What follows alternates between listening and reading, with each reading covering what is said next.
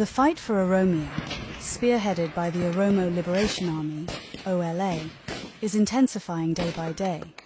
The iconic anthem, "All Roads Lead to Finfinny," underscores the strategic goal of securing control over the 5 main routes to Finfinny, Addis Ababa, the current capital of Ethiopia.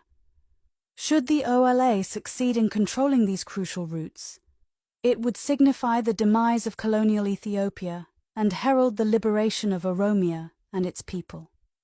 Originally established in 1974 as the military wing of the Oromo Liberation Front, OLF, the OLA, under its current leadership of General Kumsa Diriba, who serves as the commander-in-chief, along with Deputy Leader Gemechu Aboyi, are based within Oromia.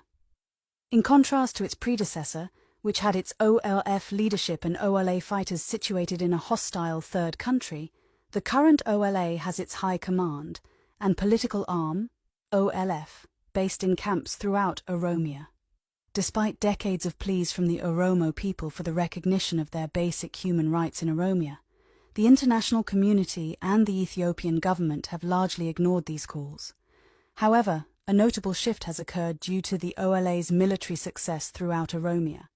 This has captured the attention of the international community and the Ethiopian government, prompting an interest in engaging in dialogue with the OLA.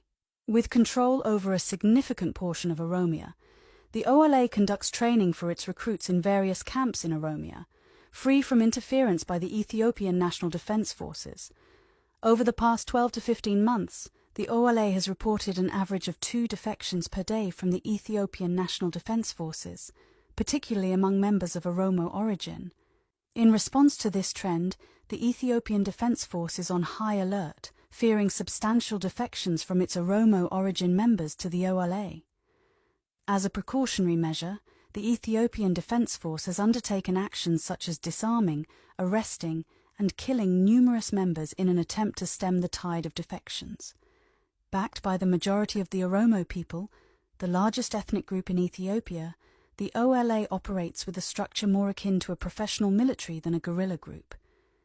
The organization maintains educational camps for various purposes, including training military officers, instructing new recruits, managing city administration, and dealing with prisoners of war.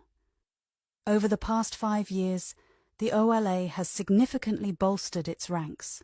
The OLA's fighters are organized into squads, platoons, battalions, and brigades, demonstrating a structured and hierarchical approach. Notably, the OLA has acquired a significant arsenal of weapons from the Ethiopian National Defense Forces, arming itself with a range of weaponry such as AKs, general-purpose machine guns, heavy machine guns, sniper rifles, rocket-propelled grenades, and anti-aircraft Zu-23. OLA operates its own media outlets, leveraging various social media platforms to provide first-hand accounts of events. The organization issues a daily news report covering current events in Oromia, detailing military operations, conducting interviews with prisoners of war, POWs, and hosting weekly Zoom meetings. These virtual gatherings serve to discuss ongoing events, educate the Oromo people about their history and culture, and foster a sense of community engagement.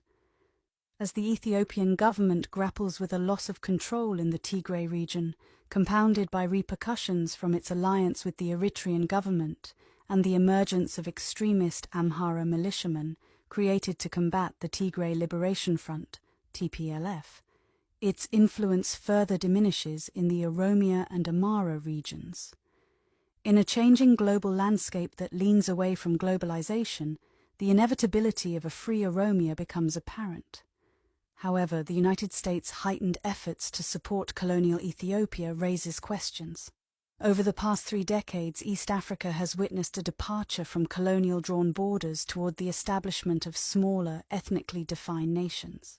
Sudan's further fragmentation seems likely. Somaliland has maintained independence since 1991, despite lacking UN recognition, and Tigray is moving towards declaring independence from Ethiopia. The pivotal question now is not if the OLA will achieve full control of Oromia, but rather when.